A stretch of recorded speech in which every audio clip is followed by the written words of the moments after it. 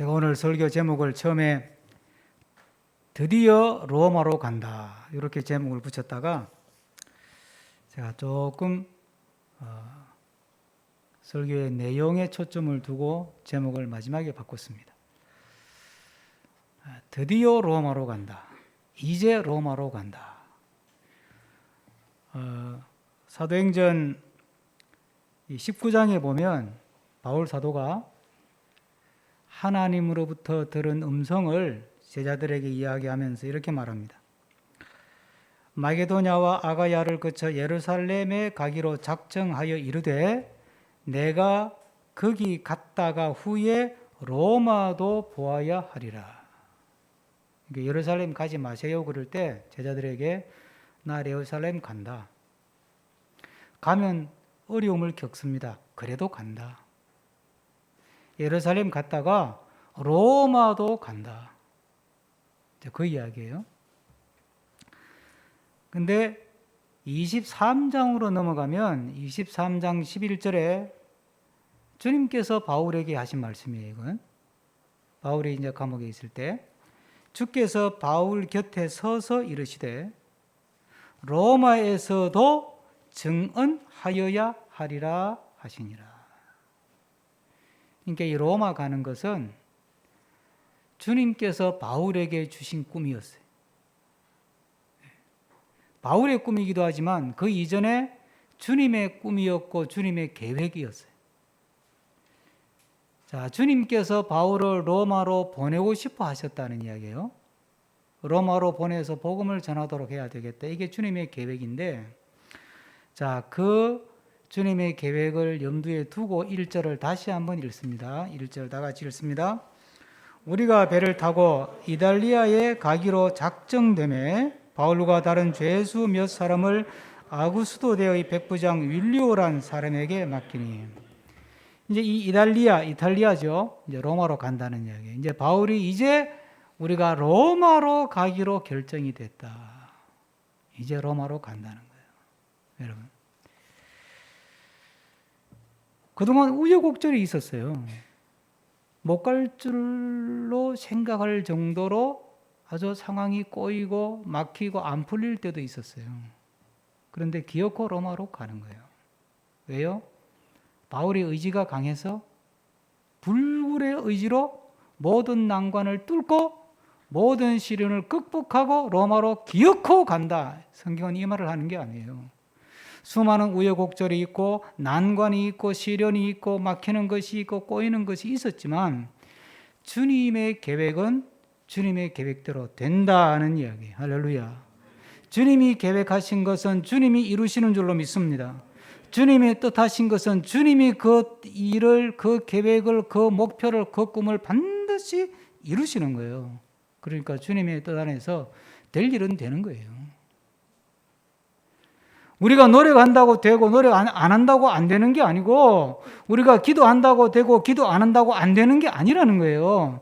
주님이 뜻하신 것은 어떠한 어려움이 있고 어떠한 방해가 있고 우리가 아무리 나태하고 게으르다 할지라도 우리가 아무리 부진을 떤다고 할지라도 상관없이 주님은 주님의 계획하신 그 계획을 이루시고 주님은 계획을 그 반드시 성취하시는 분이라는 사실을 오늘 이 말씀을 통해서 이탈리아로 가기로 작정되었다. 이 말씀을 통해서 그렇구나. 결국 주님 뜻대로 되는구나. 결국 주님이 계획하신 대로 되는구나. 주님은 계획하신 것을 반드시 이루시는구나. 근데 막상 당하는 우리는 어때요? 너무 답답한 거예요. 일이 진척이 안 돼. 뭐가 진도가 나가고 앞으로 좀 이렇게 나아가야 되고 뭐 좀 해결이 되면서 가야 되는데 해결될 기미조차 안 보여. 그냥 늘 그 자리야. 제가 가장 좋아하는 텔레비전 프로는 다큐멘터리입니다. 다큐멘터리 중에서도 자연 다큐멘터리를 제일 좋아합니다. 아마 여러분들 중에서도 그런 분이 계실 거예요. 자연 다큐멘터리를 보면 정말 은혜가 돼요. 얼마 전에도 봤는데요. 제가 내용을 자세히 모르니까 흐름만 말씀드리면 바다 생물에 대한 이야기인데, 우리가 그때를 볼 때는 바다가 편하고 뭐 별일 없는 것 같잖아요. 늘 그 모습 그대로 그 자리에 있는 것 같잖아요. 아니에요. 수많은 생명들이 그 안에서 역동적으로 살아가고 있는 거예요. 예? 우주? 오늘의 밤하늘이나 내일의 밤하늘이나 달 크기 조금 차이 나지 별 차이가 없잖아요. 그런데 이 수많은 하늘의 별들도 생겼다가 사라지고 생겼다가 사라지면서 그 우주의 상태를 유지하는 것 같은데 변화하면서 끊임없이 하나님이 계획하신 대로 지금 진행이 되고 있는 거예요. 우리 몸요? 우리 육체 이 몸이 있잖아요. 이 살은요. 길게 잡아 60일이면 완전히 다시 탈바꿈하는 거예요. 60일 전에 나와 지금의 나는 내가 아니에요. 예? 우리 뼈도 그렇대요. 뼈도 10년 지나면 10년 전에 내 몸의 뼈와 지금의 뼈는 완전히 새로운 뼈래. 우리 몸의 전체는 뭐 2개월 또는 10년 사이에 다 새 것으로 바뀌는 거예요. 몸이 그대로 있는 것 같잖아요. 그대로 있으면서 그냥 퇴보만 하는 것 같은데 아니라는 거예요. 늘 새로운 살이 생기는 거예요. 기존의 살이 퇴화하고 없어지고 새로운 살이 생기고 기존의 뼈가 조금씩 이게 사라진대요. 그러면서 새로운 뼈가 형성되면서 10년 지나면 완전히 새로운 뼈로 바뀌는 거예요. 아무것도 안 하는 것 같고 아무런 움직임도 없는 것 같지만 하나님은 거대한 하나님의 섬세한 하나님의 손길을 통해서 역동적으로 하나님의 역사를 만들어 가시는 줄로 믿습니다. 또 한편 그것이 퇴보한 적은 없다는 거예요. 창세 이후로 지금까지 하나님의 역사는 뒷걸음질 친 적이 없다는 거예요. 우리가 하나님의 역사하심, 하나님의 섭리, 하나님의 일하심을 이해하는 중요한 두 가지 키워드가 있는데 첫째가 뭐냐면 하나님의 역동성이에요. 우리가 볼 때는 아무것도 안 하는 것 같고 멈춰 있는 것 같고 그냥 되는 일이 없는 것 같은데 그 가운데서 하나님은 지금도 역동적으로 일하신다. 하나님의 역동성. 또 하나는 그 역동적인 하나님의 일하심을 통해서 하나님은 끊임없이 하나님의 계획을 이루어 가신다. 할렐루야. 진전이 되고 있다는 거예요. 하나님의 역사가 발전되고 있다는 거예요. 앞으로 나아가고 있다는 것입니다. 하나님의 역사의 수레바퀴는 뒷걸음질 친 적이 한 번도 없다는 거예요. 돌고 도는 인생이 될 수가 없어요.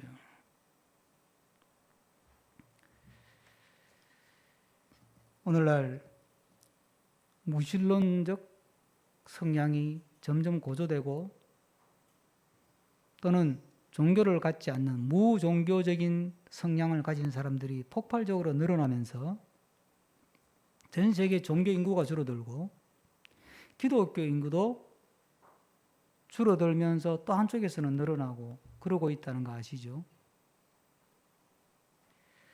코로나로 인해서 교회가 위축이 되고 교인들이 교회를 안 나와서 종전의 출석 교인의 20 내지 25%가 교회를 안 나온대요. 이게 교인이 숫자로 말씀드리면 우리 교단 교인이 한 850만 됐는데 한국 교인이 850만 됐는데 20%가 빠지면 몇 명이 빠지는 거예요? 산수를 해보세요. 아무리 못해도 160만 이상에 빠지는 거잖아요. 그러면 이제 그만큼 한국 교회도 위축되고 세계 교회도 위축이 되고 점점 쇠퇴되는 것 같잖아요. 맞아요. 쇠퇴되는 게 맞아요. 그러면 여러분 제가 물어보십시다. 이 땅에 교인이 줄어들고 교회가 쇠퇴된다고 해서 하나님의 거대한 복음의 역사, 구원의 역사가 중단이 되거나 뒷걸음질을 치는 걸까요? 그렇지 않다는 거예요. 우리 눈에 보이는 교회가 쇠퇴되는 것은 복음으로서의 역동성, 복음으로서의 본질을 잃어버리고 그냥 제도가 되고 그냥 종교가 되어버린 거예요. 예배가 하나님을 사랑하는 마음으로 하나님을 사모하는 마음으로 주신 은혜에 감사 감격하면서 찬양하고 기도하고 드리는 그런 예배가 아니라 하나의 그냥 종교적 예식으로 종교적인 예전으로 주일에 한번 교회 와서 그냥 해치워버리는 생명도 없고 감동도 없고 감격도 없고 주님을 향한 뜨거운 사랑도 담겨 있지 않는 그렇게 제도화되고 종교화된 교회가 사라지는 거예요. 무슨 말이에요? 우리 몸에 이 살이 60일 지나면 다 새 살로 바뀐다니까요. 그냥 사라질 게 사라지는 거예요. 두려워할 게 하나도 없다니까요. 겁먹을 게 하나도 없고 걱정할 게 하나도 없다니까요. 무너질 건 무너져야 되는 거예요. 예? 그래야 새로운 살이 나오잖아요. 중요한 건 뭐냐 하면 하나님께서 우리에게 주신 복음의 영동성이 복음의 본질을 잃어버리지 않는 거예요. 십자가의 본질, 십자가 은혜의 본질, 그 사랑, 그 섬김, 그 희생, 그걸 잃어버리지 않는 거예요. 코로나가 빨리 종식되기를 우리도 간절히 기도합니다. 그런데 코로나가 종식되는 것보다 더 중요한 게 뭐예요?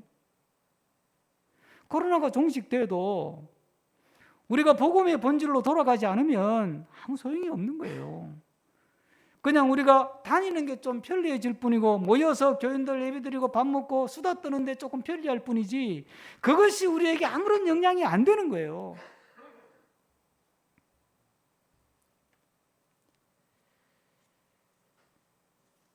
우리가 믿음 생활을 생각해 보세요. 내 믿음이 잘 안 변하는 것 같잖아요. 10년을 믿어도 그 모양 그대로.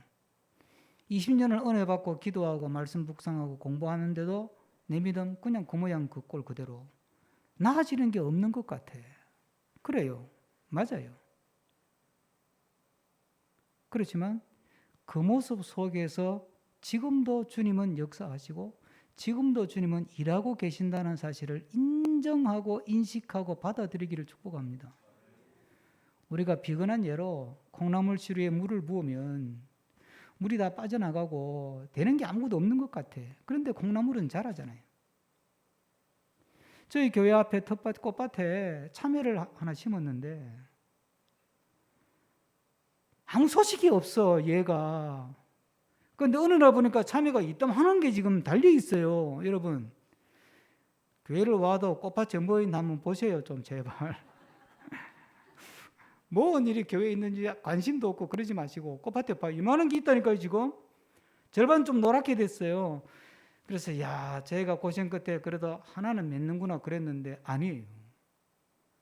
그저께 제가 나가서 꽃밭을 이렇게 살피는데 소나무 밑에 요거 주먹 절반만 게 하나 또 나온 거예요. 그래서 하나가 더 있네요 그랬더니 그 안쪽에 요만한 게 또 하나 있는 게 3개가 달린 거예요. 여러분 저희가 아무도 지할 일도 안 하고 가만히 있는 것 같은데 하나님은 그걸 통해서 열매를 맺어지는 거예요. 우리의 믿음도 그런 거예요. 그런데 우리가 왜 자꾸 답답하고 힘드냐 하면 우리는 이렇게 생각해요.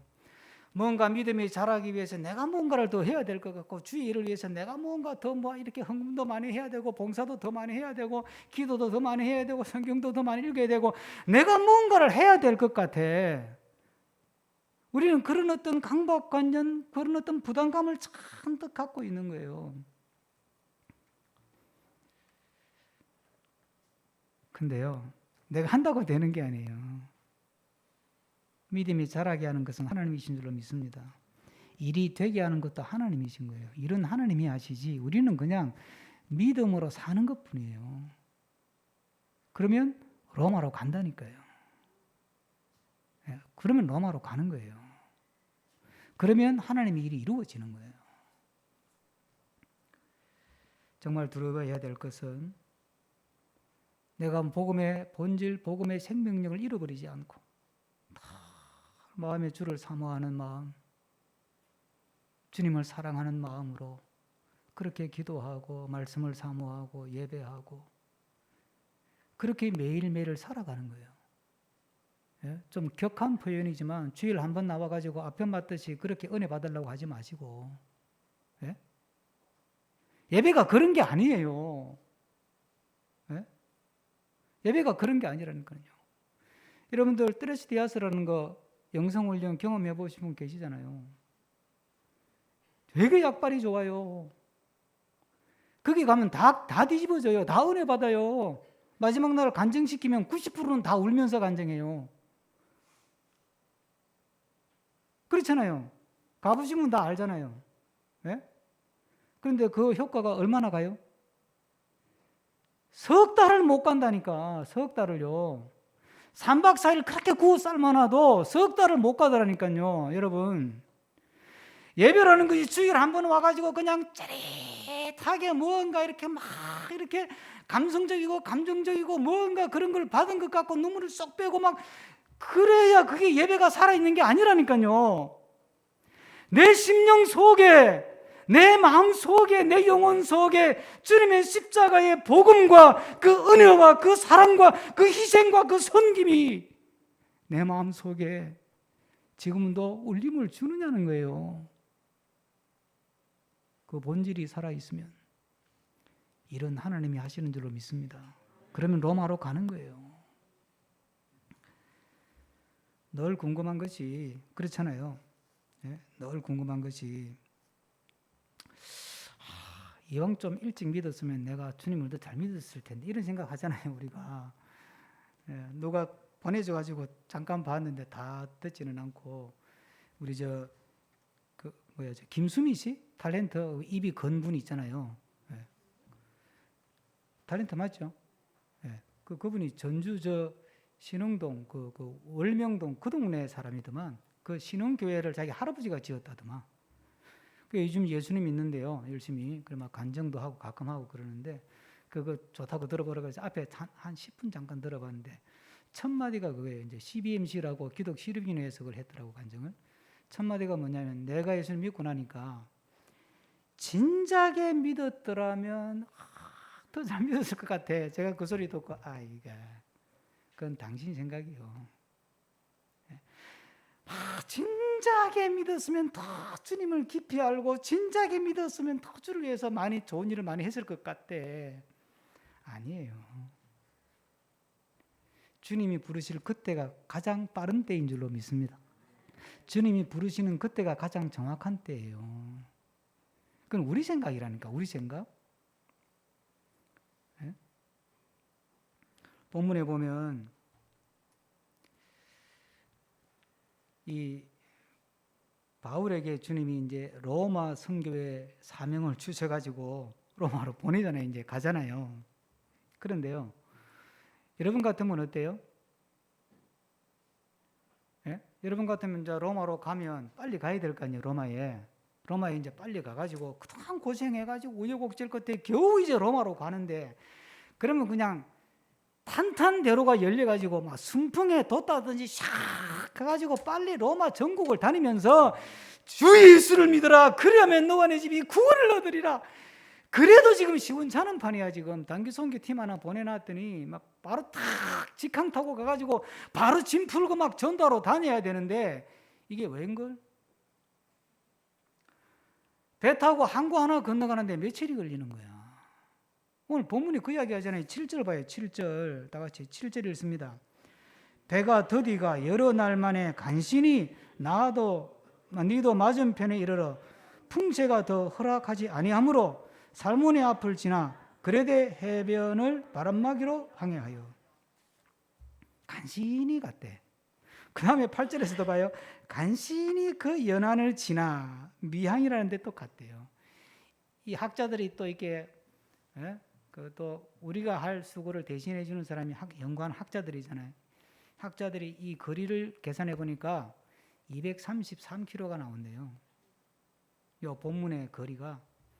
그러니까 이제 배를 타고 쫙 가면 234km니까 배를 타고 바람을 타고 지중해니까 바람을 타고 쫙 순풍을 타고 가면 길게 걸리면 3일, 짧게 걸리면 이틀이면 가는 길이래 이게. 그런데요, 13일 내지 12일이 걸렸어요. 하나님 왜 이렇게 동작이 굼떠요? 아니 순풍을 만나가지고 그렇게 고생 끝에 이제 가자! 로마 간다 이제 출발하자! 배 탔으면 이제 순풍에 또 따지지 씩 가버려야 되는데 이게 뭐예요 도대체? 이틀이면 갈 길을 열흘이 걸리도록 고생하고 거기다가요 이제 9절로 넘어가면 뭐가 나와요? 태풍을 또 만나 유라굴로라는 태풍을 만나가지고 죽을 고비를 또 넘겨. 이건 또 웬 시츄에이션이야 진짜. 하나님 왜 이러셔 도대체? 예?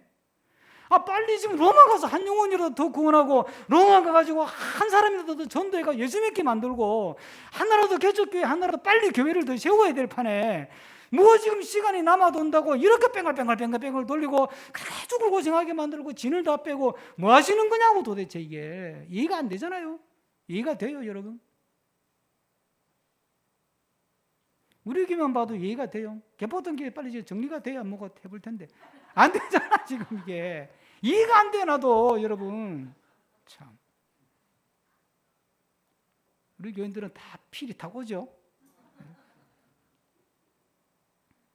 저게 정리됐으면 우리가 이렇게 여기 안 있을 거예요, 그죠? 모르는 거예요, 여러분. 이스라엘 백성이요, 다 애굽에서 바울이 모세가 가자 이래가지고 이제 가자 그리고 이제 가나안 간다고 나왔어요. 그럼 우리가 다 아는 이야기잖아요. 성경 많이 해가지고 나와가지고 며칠 걸린다고요? 보름이면 가요. 보름이면 가는 길이니까 지름길은 8일, 직선거리는 8일요. 왕의 대로로 쫙 가면 보름이면 간다니까 가나안 땅까지.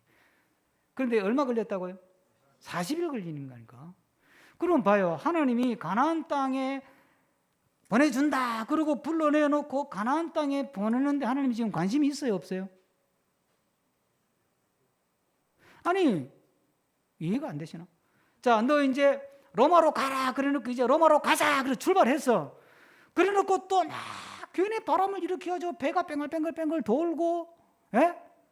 이틀이면 갈 걸 열흘 뭐 며칠씩 걸리게 만들고 태풍 만나가지고 주저앉게 만들고 그러면 도대체 하나님이 지금 바울을 로마로 데리고 갈 생각이 있는 거예요 없는 거예요? 생각은 있어.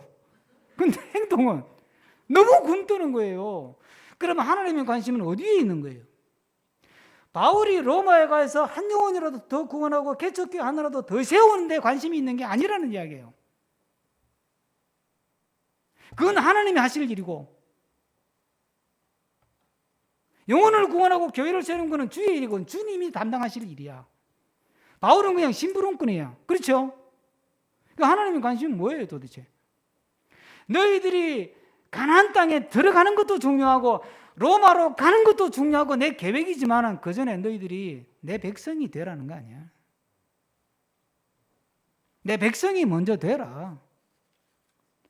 그냥 배 타고 그냥 풍랑 만나고 태풍 만나가지고 주저앉고 그러는 과정 속에 너가 거기서 하나님을 믿는 사람으로 살아라 이 말 아니에요 이게. 이걸 격언조로 문장을 만들면 존재하는 것 자체가 하나님께 영광이 되도록 하라는 말 아니에요. 우리는 그렇게 생각 안 해요. 우리는 나 주님의 기쁨 되기 원하네 찬양하죠. 나 주님께 영광 돌리고 싶어요. 그래요. 그럼 물어봅시다. 어떻게 해야 주님께 기쁨이 돼요? 뭘 해가지고? 그럼 우리는 딱 떠오르는 게 뭐예요? 예배당 큰 거 지어 바쳐야지. 주님께 영광이 되고 주님께 기쁨이 되기 위해서는 빚을 내서라도 헌금해가지고 예배당 크게 지어 바치고 선교사 막 파송하고 복지센터 세우고, 예? 기공식 하고 또 착공식 기공식 다 하고 그리고 우리 자녀가 내가 세상에서 출세하고 성경에서 금메달 따고 권력을 잡고 영웅이 되고 다 주님의 은혜입니다 이 한마디 해가지고 사람들이 우와 놀라게 만들어 박수받게 만들어요. 그래 하나님께 기쁨이 되고 영광이 될 거라고 생각하는 거예요. 여기에 이제 승리주의라는 건데 이게 굉장히 위험한 거예요. 주님은 그걸 원하는 게 아니에요. 우리는 성과, 성적, 효율, 능률 이런 데 굉장히 관심이 많아요. 세상에서 그렇게 살다 보니까 하나님도 그렇게 일하는 줄 알아요. 하나님의 관심은 거기에 있지 않아요. 바울이 로마에 가가지고 뭐 영혼 하나 구원하는 거 귀한 일이죠. 교회 세우는 거 귀한 일이에요. 그런데 봐요. 바울이 로마 가가지고 돌아다니면서 전도를 했습니까? 못했어요. 확인할까요? 28장 마지막 절. 요거는 한번 확인하고 넘어옵시다. 28장 30절만 읽읍시다. 30절만. 다 같이 시작. 바울이 온 이태를 자기 셋집에 머물면서 자기에게 오는 사람을 다 영접하고 그리고 31절에 전도했다는 말이거든요. 그러니까 이태 동안 이 말은 무슨 말이냐면 2년 동안 가택연금으로 있었어요. 가택연금. 그러고 있다가 재판받아가지고 순교했어요. 네로 황제 시절에. 그러면 하나님이 지금 바울을 그 고생 끝에 보내가지고 로마 전역을 다녀가지고 막 전도하고 막 교회 세우고 그래야 될 거 아니에요. 이게 하나님 그게 관심이 없다니까. 그러면 물어봅시다. 로마가 복음화 됐어요? 안 됐어요? 됐다니까. 그 이상해요. 바울은 한 게 별로 없어요. 우리는 뭐 바울이 로마로 가서 복음을 전해가지고 로마가 기독교 나라가 되고 그래서 교회를 세웠다 이렇게 생각하는데 전혀 아니올시다요. 그건 하나님 알아서 하실 일이고, 예? 하나님의 관심은 바울아, 너가 무슨 뭐 성적을 잘 받아가지고 뭐 대단한 일을 내가 예배당 세우고 해가지고 내 영광 돌릴 생각하지 말고 너가 지금 살고 있는 삶의 그 자리에서 너가 처한 상황 속에서 거기서 너의 존재 자체가 나에게 영광이 되고 나의 기쁨이 되도록 살아라 이 말 아니에요. 그래서 이제 다음번 본문에 넘어가 보면요, 이 바울이 죄수로 배를 타고 가는데 무슨 대단한 전문가 대접을 받아요. 아예 바울이 그 상황을 주도한다니까요. 오늘 본문에 보면 바울이 상황을 주도를 해요. 그 율리오라는 백부장도 있고 선주도 있고 다 있거든요. 그건 다음 주에 다음번에 설명을 드릴 텐데, 그런데 전체 상황을 끌고 가는 분위기를 주도하는 것은 바울이 주도를 해요. 그 말은 무슨 말이에요? 죄수 신분이지만 백부장도 선주도 바울을 무시를 못하는 거야. 그 존재 자체가 거기서 뭐 바울이 뭘 한 게 아니에요. 그냥 바울이 있다는 것 자체가 하나님께 영광이 되는 거예요. 주님께서 그래서 우리에게 말씀하신 게 뭐예요? 너희는 세상에 빛이 되고 소금이 되라는 거야. 세상에서 영웅이 되고 금메달리스트가 되고 권력자가 되고 셀럽이 되고 성공한 사람이 되라가 아니라 그냥 빛이 되고 소금이 되라는 거 아니에요. 그럼 내가 영광 받을게. 우리는 내가 성공을 하고 큰 예배당 지어 바치고, 예? 그래서 그냥 유명세를 타고 박수를 받고 스포트라이트를 받고 그래야 내가 영광 받으리라고 우리는 생각하잖아요. 근데 주님은 아니래. 그게 그냥 너가 나를 닮아 살아라. 나를 닮아서 나처럼 살아라. 나처럼. 그러면 그게 나한테 기쁨이다. 예. 그게 나한테 영광이 된다. 우리가 자식을 키우면서 그래요. 애가 건강할 때는 공부 안 한다고 공부하라고 잡죠. 예? 성적을 100점 받아오면 뭐라 그래요? 잘했다. 좀 쉬어라 그래요. 다음에도 100점 받아야 돼 이런다. 예? 99점 받으면 예? 왜 한 개 틀렸냐? 그건 왜 틀렸냐? 그렇게 잡아요. 그렇죠? 예? 그러다가 애가 갑자기 생각지도 않은 병이 걸려버렸어. 병원에서 쉽지 않은데요. 그러면 그때는 뭐라 그래요? 애한테 가서 빨리 나와서 100점 받아라 그래요. 예? 야, 공부도 필요 없고 100점 안 받아도 좋으니까 사람만 있어 달래. 예? 알아들어, 따라. 제발 사람만 있어라. 예? 하나님의 마음이 그 마음이에요. 주를 닮은 사람으로 하나님의 백성으로 사람만 있으라는 거예요. 그 자리에 내 존재 자체가 하나님께 기쁨이 되고 내 존재 자체가 하나님께 영광이 된다니까요. 뭘 잘해서가 아니라, 뭘 특별한 걸 해서가 아니라.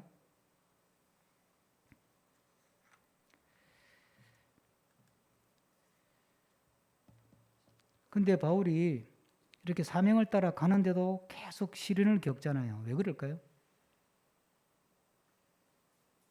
예? 시련을 왜 줘요? 사명 따라 가는데 우리가 믿음으로 사는데 어려움을 만나잖아요. 갑자기 병이 찾아오고 사업이 어렵기도 하고 믿음으로 하는데도. 왜 그래요?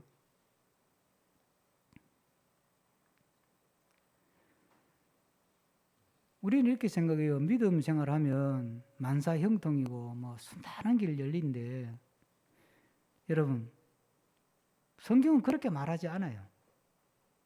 예? 죄송하지만 믿음 생활하고 은혜를 세게 받아도 어려움도 겪고 시련도 겪고 고난도 겪고 역경도 만나고 그런데요. 예? 내가 역경을 만난 것이 잘못 믿었을만은 아니에요. 예? 사고를 당해서 내가 다치고, 예? 병에 걸리는 것이 내가 잘못 믿어서 그런 것만은 아니라니까요. 그런 걸로 괜히 죄책감 가질 필요가 없어요. 그런데 또 성경이 뭘 이야기하느냐 하면 오늘 보세요. 3절 다 같이 읽습니다. 3절. 이튿날 시돈에 된, 다시 다 같이 3절 시작. 이튿날 시돈에 되니 율리오가 바울을 친절히 대하여 친구들에게 가서 대접받기를 허락하다. 이 죄수를 풀어줘가지고 네 마음대로 친구도 만나고 밥도 먹고 이러고 다니라는 거예요. 이건 또 뭐예요 도대체? 예? 율리오는 로마 백부장이니까 바울하고 인적 관계도 아닌데 이렇게 봐줘도 되는 거예요? 죄수를 풀어줘가지고. 그런데 율리오가 바울 풀어주는 거 가서 아이고 뭐 어르신 가서 친구도 만나시고 밥 사준다 그러면 대접도 받으시고 좀 이렇게 편하게 지내다 오세요. 또 이런다? 왜 이 생뚱맞게 성경은 이런 이야기를 중간중간에 끼고 나왔을까요? 믿음의 길, 사명의 길에도 고난도 있고 시련도 있고 역경도 있지만 곳곳에 보석처럼 숨겨놓은 하나님의 예비하신 은혜가 있다는 거예요. 그럼 우리는 뭘 붙들고 가는 거예요? 우리의 삶에 믿음 생활하고 기도하고 예배 잘 드리고 주의 일 열심히 하고 사명을 감당하며 살아도 경제적 어렵기도 하고 질병도 찾아오고 사업의 어려움도 겪지만 곳곳에 하나님의 숨겨놓은 숨어있는 하나님의 공급하심이 있다. 그러니까 그 하나님의 은혜의 공급하심, 하나님의 그 숨겨놓은 공급하시는 손길 그 은혜를 붙들고 살아라는 거예요. 그게 믿음의 길이라는 거예요. 그러니까 관심은 우리가 늘 주님을 바라보고 주님을 의지하고 주님의 은혜를 사모하면서 살아가는 것, 이것이 로마로 가는 길이에요. 우리가 코로나를 겪으면서 여기까지 왔잖아요. 이왕이면 코로나 안 겪는 게 좋죠. 그런데 하나님이 코로나를 안 막아주셨어요. 그렇죠? 그러면서 여기까지 오는 거예요. 바울이, 다윗이 그 유명한 시편 23편에서 그 일생을 이끌어주신 하나님에 대해서 고백하기를 여호와는 나의 목자래. 잔잔한 물과 푸른 초장으로 인도하셨대요. 그러면 봐요. 자, 잔잔한 물과 푸른 초장으로만 인도했어요. 그 밑에 어떤 구절이 있어요? 사망의 음침한 골짜기를 다녔대. 그런데 주의 지팡이와 막대기가 나를 안위했대, 보호했대요. 예? 그게 믿음의 길이라는 거예요. 믿음의 길에도 역경이 있습니다. 사명의 길에도 어려움이 있습니다. 고난도 겪습니다. 억울한 일도 당합니다. 원통한 일도 겪습니다. 그러나 숨겨져 있는 하나님의 손길이 있습니다. 예비해 주신 하나님의 공급하심이 있습니다. 그 은혜를 붙들고 그 은혜를 바라보고 쭉 가는 것이 하나님의 계획을 따라가는 길이고 그것이 우리가 믿음으로 가야 될 길이고 그 길을 통해서 우리가 걸음걸음 하루하루를 살아갈 때 하나님께서 우리를 통해서 이루실 일들은 로마의 복음화이든 세계의 선교이든 하나님께서 우리를 통해서 이루시고자 작정하시고 계획하신 일들은 하나님이 이루실 줄로 믿습니다. 그 믿음으로 바울처럼 주님의 계획을 따라 우리에게 허락하신 로마로 나아가고 다가가는 우리 모두가 되기를 축복합니다. 기도하겠습니다. 주신 말씀 생각하면서 한번 1분 정도 함께 다 같이 한 마음을 가지고 기도하겠습니다. 사랑과